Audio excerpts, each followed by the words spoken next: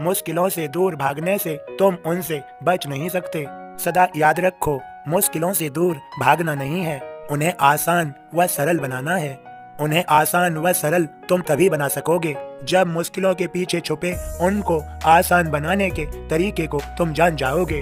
तो वे मुश्किलें नहीं रहेंगी, तुम उन्हें हंसते हंसते सुलझा लोगे, अर्थात इंग्लिश में कहूँ तो सॉल्व कर लोगे। मेरे बच्चों समझ लो, मैं तुम्हें समझाना चाहता हूँ, जब तुम छोटे थे, चल नहीं पाते थे, तो क्या उस मालिक ने तुम्हें प्रयास करने के लिए सामर्थ्य नहीं दी? सामर्थ्य दी मेरे बच्चों, तब तुम चलना सीख गए, बड़े हुए। हर नई चीज को सीखने के लिए व करने के लिए कभी कभी मुश्किल प्रतीत हुआ, लेकिन यदि तुमने किया तो तुम उसे सीख पाए। यह तुम्हारे मन पर निर्भर करता है कि तुम किस में कितने उत्सुक हो। जिसमें रुचि तुम्हारी ज्यादा होती है उसे तुम आसानी से सीख लेते हो। ऐसा नहीं है कि उनमें मुश्किलें न हो, लेकिन तुम्हारा मन, बुद्धि और आत्मा तुमने उस कार्य के लिए, उस लक्ष्य के लिए समर्पित कर दी है, इसीलिए वह आसान है। मेरे बच्चों तभी तो मैं समझाता हूँ, कभी भी किसी कार्य को यदि हाथों में लो तो उसे पूरी ईमानदारी, पूरी निष्ठा के साथ निभाओ, पूर्ण करो।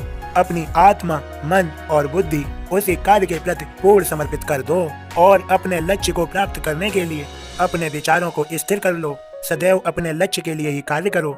उठते बैठते जागते सोते सदैव उसी के बारे में सोचो, उसी के सपने देखो। मेरे बच्चों यहाँ पर कुछ भी मुश्किल नहीं है। जो भी कुछ पाना चाहता है, यदि वह अपने आप को उसके लिए पूर्ण समर्पित कर देता है तो उसके लिए वह पाना आसान हो जाता है। इसीलिए मेरे बच्चों मैं तुमसे कहता हूँ, मुश्किलों से दूर भागने से तुम उनसे बच नहीं सकते। अब मैं तुम्हें एक प्रेरणादायक कहानी सुनाता हूँ। एक गुरुकुल था, उसमें गुरु और उनके शिष्य रहते थे। एक बार एक गोपालक अपनी गाय को गुरुजी के पास उनके गुरुकुल में छोड़ जाता है कि गुरुदेव, आप और आपके सभी शिष्य इस गाय को रख लें। गाय खूब दूध देती थी। शिष्यों को बहुत प्रसन्नता होती है कि वह गोपालक अपनी गाय को छोड़ गया, अब हम दूध पिएंगे। और फिर कुछ दिन बाद वह गोपालक अपनी गाय को लेने आ जाता है और ले जाने लगता है। तभी सभी शिष्य बहुत निराश हो जाते हैं, लेकिन उन शिष्यों के गुरुजी तब भी प्रसन्न थे। तो गोपालक फिर अपनी गाय को ले जाता है। शिष्य गुरुदेव से पूछते हैं कि जिस दिन वह गाय लेकर आया था उस दिन भी आप प्रसन्न थे और आज वह गाय ले गया तब भी आप उतने ही प्रसन्न हैं। आपकी प्रसन्नता का राज क्या है, कारण क्या है? तब गुरुदेव कहते हैं, सभी शिष्यों, अब हमें उस गाय का गोबर नहीं डालना पड़ेगा, हमें उसकी फिक्र व चिंता नहीं करनी पड़ेगी। हम अपने और मार्ग पर ध्यान दे पाएंगे और कार्यों को कर पाएंगे, इसलिए हमें प्रसन्नता है। तो मेरे सभी बच्चों समझ लो, जिसने दुख में छुपे सुख को पहचान लिया वह कभी दुखी हो ही नहीं सकता।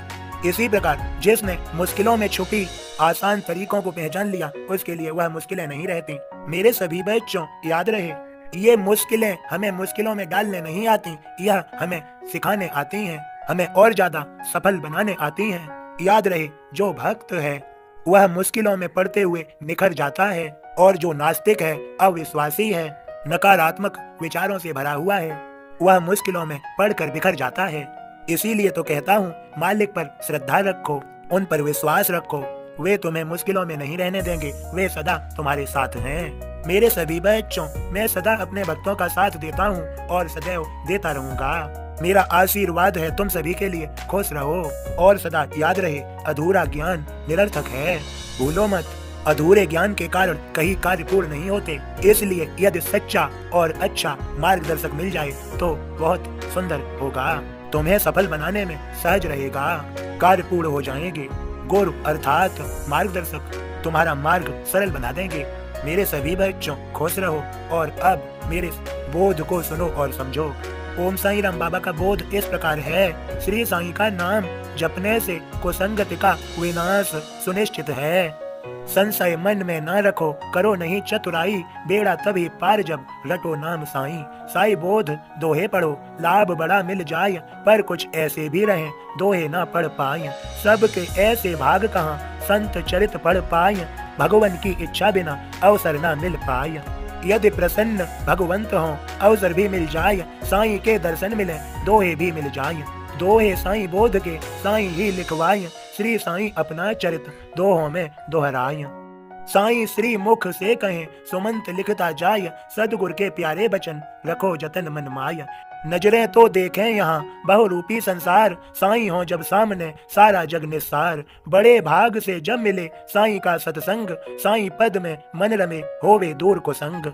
जिनके मन भक्ति नहीं भजन से रहे दूर, दैनिक साईं बोध पढ़े वह भी तरें जरूर। ओम साईं राम बाबा के सभी भक्तों, आप सभी निरंतर बाबा के संदेश बोध को सुनते रहिए। यह बाबा की कृपा से ही आप तक पहुंच रहे हैं। आप पर बाबा का आशीर्वाद है।